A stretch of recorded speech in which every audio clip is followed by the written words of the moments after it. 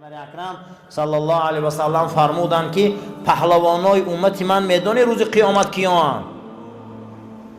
شما گمان نکنید گفت پهلوان کسی را میگن که یک کس با یک کس با پشت غلطانه. پیامبر گفتند میدونی در قیامت پهلوانی امت من کیه؟ اصحاب میگه گوش کردن که خدا و رسولش میدونه. گفت گمان نکنه پهلوان یک کس میزنه و میغلطانه. پهلوان امت من کسی هست که در فصل سرما و گرما در طاعت طاقت میکنه. انا بیرون باران یخ طاقت کرد نمازش میخونه. دوم پهلوان امت من کسی هست که در غضب میشنه و صبر میکنه. سیوم پهلوان امت من کسی هست که او را آزارم تیم عوف میکنه. چیکار میکنه؟ میبخشیده. پرونه میکرده. همون چیکار میکرده است؟ میبخشیده. دیگر از باب گفته الانات و تثبت، ثابت قدم بودن، جوان مرد بودن، رفق ملایم بودن، لین ملایم گو زدن. بابی 20 درباره صبر، بابی 21 و 22 درباره صبر، بابی 22 درباره رحمت. از خدا میپرسم گفته که این عملی ایقه که من خدا برکت یا صاحب کتاب منفعت یا خالص گفته به خاطر خدا نوشتم شد. پروردگار گفته من در حیات و منفعت، بعد مردن گفته به دعای مسلمان ها قبر مسحراب که و من منفعت گفته خدایا از همون علمی که اندکم باشه، زیرا اینکه من از بهترین درگاه میپرسم که تو درگاهی تای، من از بهترین عمل میپرسم که تو دوستی منی برای من بسی، برای من بهترین دوستی. و صلی الله علی و بارک علی عبده و رسوله نبینا محمد. و صلوات به اندازه و برکت به اندازه و بندد و رسول حضرت محمد صلی الله علیه و سلم بر اصحاب و آلش و پیرواش تا روز قیامت. صاحب کتاب گفت من دعا میکنم شما هم در حق من دعا کنید. از جمعه دیگر ما درباره تعریف اخلاق حسنه صحبت میکنیم. بسیار کتابی جالبه، بسیار کتابی خوبه، در همه بابتا بحثای خوب شده تا که تربیت اخلاق ما برادر بلند شود. برای که اخلاقمون ضعیفه، اخلاقمون خیلی ضعیفه. پیامبر صلی الله علیه و سلم فرمودند که من میترسم ای مسلمان گفت ای امتام میترسم که پگه همین شریعت جمع کنم بیارم فقط در نماز مونم. خود همین شریعت چی جمع شده گه؟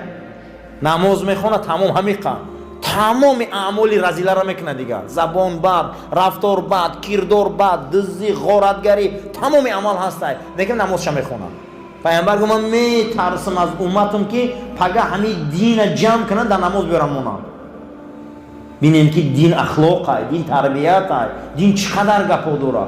اینا رو هم باید رسونیم. خداوند قوم ظالم برابر قوم جاهل در قرآن وصف کرده گیه.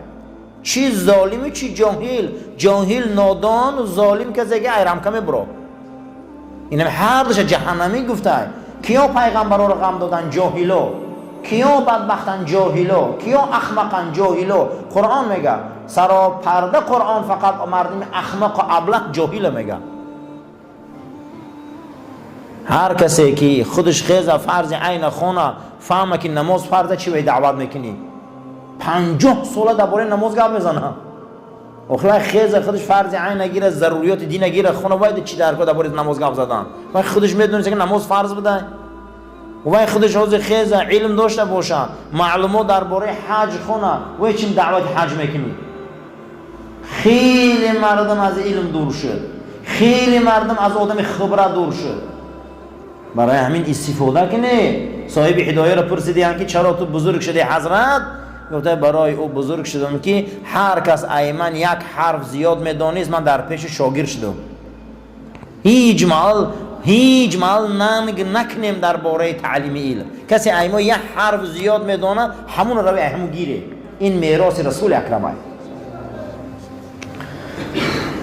باب 17 درباره انزال مردم منازلهم قدر یک آدم دانی عزیز هر آدم پیغمبر صلی الله علیه و سلم گفتن که در معرکه ها ای مردم منزلت تون دیده شینه یک آدم هیچ منزلت نداره ای بری بالا میشینه و میگن بیچاره در بیرون میکنن هر آدم در منزلتش دیده شینه منزلت دیده شیشتن در کره برای همین مذهب ما صحیحش حضرت امام میگه که در فقهش حضرت امام ابو حنیفه صف یکم ده آدمای دانشمند و علما بیان استن ریشدار و سالدارا استن صف دوم ده غیر اینا استن صف سوم ده میگه با جوانا استن صف چهارم ده میگه کودکا هستن صف پنجم ده با زنکا استن این منزلت جدا میکنه این منزلت عزیزا آدمای آدم فرق دارن منزلت شناختن در کاره کسی موی سفید حرمت نمیکنه پیامبر گفته امتی من نیست کسی عالم حرمت نمیکنه گفته امتی من نیست کسی کودک در رحم نمیکنه گفته امتی من نیست با وجوده که برای امت رسول الله تشنه بود این باب درباره منزلت بده یک انسان خود یک آدم گپ میزنه میگه من رفتم تو نبودی میگم این کی میشه میگه تقوی مای میگم خدی تقوی نم خالی گپ میزنی با وای پای کسی هم که نباشه وای دودری مادری تای وای اکای مادری تای من رفتم تو نبودی این خیلی یک سخن گویا که قدی یک قدی کوچم رفیقش گپ زده است برادر منزلت شناسه امکی را قدر شدونه خولا را قدر شدونه امر را قدر شدونه زن قدر شدونه کودک قدر اینا بخشون نزد خدا منزلت دارن بعد مادر رسول الله کی را منزلت داد بعد او صحابه آمد گفت کو نمیدونم کی در خدمت کنه گو اچت هست گو نه مردگی های گو خالت چی گو هست گو بعد مادر حتما خالت های بعد این گو با عمت های یعنی که در درجه میشه عزیزا که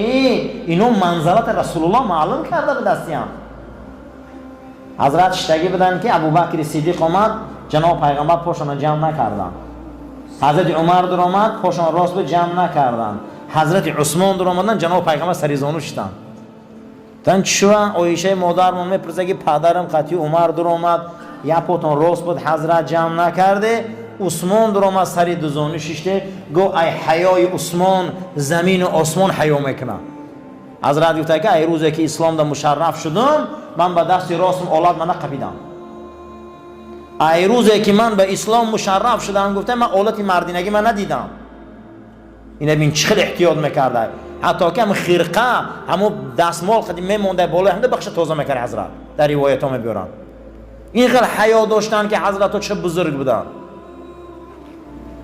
ایره میگن عزیزان انزال الناس انزال مردم منزلت چه شناسیم ابوبکر بزرگه یا عمر بزرگه یا عثمان بزرگه یا علی این چهار تا تمام صحابه بالا هم در بین زنهای رسول اکرم خدیجه دیگره عایشه دیگره جناب پیغمبر منزلت عمر چخیل برداشتن آدم از آدم فرق داره عزیزا منزلت آدم ها را شناسه معلم قدر کنه استادا را قدر کنه منزلت ها را نغزونه این در دلالت اخلاق انسان های کسی منزلت چه نمیشناسه وای بر حالش این باب درباره منزلت گفته من جدا کردم یک باب درباره حلم چیه؟ حلیمیت مهربانی بردبار عفو یقین داریم اطمینان داریم ما حق باور داریم غیر پروردگار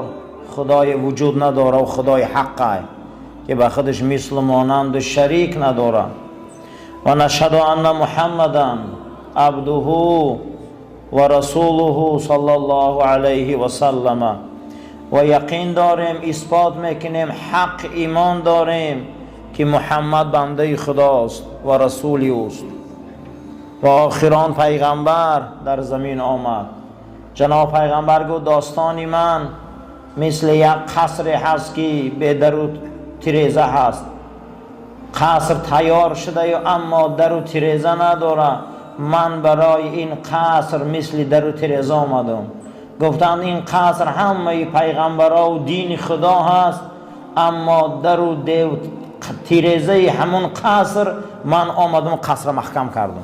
یگان قصر خانه بدر تیرزه میشه و رسول اکرم صلی الله علیه و سلم شریعت عثمانی در تیرزهش بدیان. همه پیغمبر آمدن گفتن رفتن قصر بنیاد کردن، حضرت آمدن شریعت قلف و کلید کردن. من نمیشه که همین مسجد به در تیرزه باشه. یگان اونجا هیچ امکانیت نداره. ای عقلم بیرون ای منطقم بیرون ای علمم بیرون ای شرعم بیرون که خانه باشه و در نداشته باشه. برای همین جناب پیغمبر در و تیرزه قصر انم شریعت خدا آمدن، همه را محکم کردن. رسول اکرم صلاحیتشون فهمیده چی هستن؟ اگر در قدی تیرزه نباشه همین خانه هم بینو در آمدن میگیره، همه چیزی ضرر رسان در آمدن میگیره. پیغمبر آمده است اما قصر محکم کرده دین خدا را که من آمدم در این قصر و تیرزه هاش هستم. هزار بار شکر که امت رسولیم. و علی آله و اصحاب زنهای پیغمبر، زنهای پاک دامنش و فرزندای پاکش و اون نسل زوریه سید زاده هاش که تا به امروز دنیا را نورانی کردن، تا به امروز این اسلام در بین آب و علاب آوردن، اسلام در بین آب و علاب آوردن ما در رساندن تا به امروز خدمت شایسته آن نسل رسول است. چه در ملک هند، چه در ملک افغان، چه در ملک آسیا و چه در ملک اروپا و چه در ملک افریقا خدمت اساسی را نسل رسول اکرم کرده. بسیار خدمت‌های کلان کردن، خدمت‌های ارزنده کردن تا به امروز این گوهر نایاب، این دردانه‌های نایاب، این جدا کرده های خدا، این نسل ذریه پاک خدمت کرده استیان با نام سادات و سیدزاده در دنیا مشهورند. و اصحاب اون هم صحبت هایی که با چشم سر رسول اکرم دیدن، با این پیامبر آسمانی ایمان آوردن، نام اینها صحابه.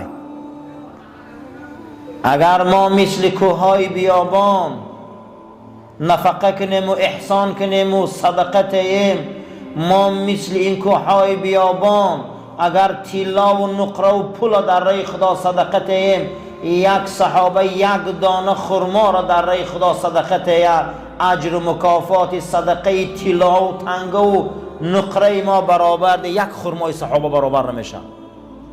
زیرا اینکه اونها در حالت وزبینی در اطراف رسول اکرم ایستادند، از بحر زن گذشتن، از بحر کودک گذشتن، از بحر تمام منفعت ها گذشتن، اینها دین خدا را خدمت کردند. صحابه را بینید که در تمام دنیا پهن شد رفت. چه اونها زن دوست نمی داشتن، اونها معیشت دوست نمی داشتن، اونها کودک و تجارت دوست نمی داشتن، کی نغز نمی بینه، از بحر همش گذشتن. اونها خوو خپیدن بین نواجیز با دندانهای کرسیشان شریعت رسول اکرم. همشان آمدن در این صحرا و بیابان ها، هیچ کس با اونها شناس نبود، هیچ کس با اونها رفیق نبود. اینها آمدن این سرزمین ها را با دین و اخلاق پر کردن، با دین و اخلاق پر کردن. به اصحاب او سلام و صلوات باد. و سلم تسلیما کثیرا، سلامی به اندازه در همه حال و دور و زمان، از حد زیاد و به اندازه دنیا و کوهاش و پیغمبر و خاندانش صحابش سلام باد. اما بعد حمد و ثنا و درود به حضرت محمد مصطفی، فهذه الرساله مختصره فی الخلق الحسنه. صاحب کتاب میگه این مختصر رساله که من نوشتم درباره اخلاق و تربیت. بیانت فیها تعریف الخلق الحسنی، من بیان کردم که اخلاق نیکو چه خیلی اخلاقه، چیه این اخلاق، همین تربیت چیه خودش، و فضائله فضیلتاش گفتم، بزرگیاشم، انواعه جدا جدا کردم، نوعاش قطعی، صنفاش قطعی. فی 22 مبحثا، 22 باب کرده، 22 باب اخلاق کرده علم. علی نحو الآتی، من یکتا میگم درباره تعریف اخلاق حسنه، درباره فضیلت اخلاق حسنه، چه خیل راه های اخلاق دریابیم، شاخ های اخلاق نیک کدامه؟ جود و کرم، جوانمردی و سخاوت بشکی یک از اخلاق خوب است. عدل، حق به حقدار رسانیدن، تواضع، خاکساری، اخلاص، صدق، راستی و صدق، راستی، صادق بدن، القدوة الحسنه. قدوه گفتن برادران اگر شما دیدگی باشه، من همین قصرهای کلون در بالاهاش یک علنگه علاو در گرفته میسته، یا قلعه را در بالاش علاو در میگیره در شب. اگر شما دیدگی باشه در بیناهای بلند در بالا چراغ میمونن در گرفته میسته. عرب همه را قدوه میگه من راههای را آوردم که شما قدوه میشی، یعنی بلند میشه. خیلی کدام اخلاق ما را قدوه میکنه؟ همه علنگه علاو باری در سر قلعه ها بلند میکنه. باب دهم درباره علم با منفعت، باب 12 درباره حکمت، علم، حدیث و حکمت، فلسفه، باب 13 درباره سلوک حکیم، راه و رویش. امروز فرعون هم میبیا طرف مردم مصر میگه که من شما رو هدایت نشان میتیم، سبیل الرشاد، میگه چی انقوای موسی میری؟ من شما رو هدایت میکنم و من شما رو هدایت. فرعون هم دعوا میکنه که من شما رو هدایت نشان میتیم، اما میگه راه های هدایت من در شما در اینجا گپ میزنم. کدام راه هدایت های؟ باب 14 استقامت، زندگی کردن. چه زندگی این؟ کدام زندگی؟ من یک برنامه های آوردم، میگه این عالم که من استقامت برای شما نشان میتیم که شما چه استقامتی در دین کنه، چه استقامت در حیات معیشی کنه، من شما رو میگه نشان میتیم.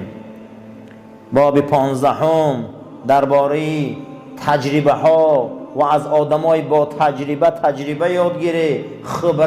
خبره چی میگن؟ آدمایی که بحر علمن، روی به چارزانو در پیش آدمای عالم شینه، ایوه یک چی یاد گیره. قسم به خدا کو یک آدم ها 20 سال قدی یک عالم جورن که یک چی نمیدونه، این خیال میکنه که هدایت چیزی آسانه، فقط همه جورگی کرده، قدی نان خورده، چای خورده، اما همین علم امو را نگرفته.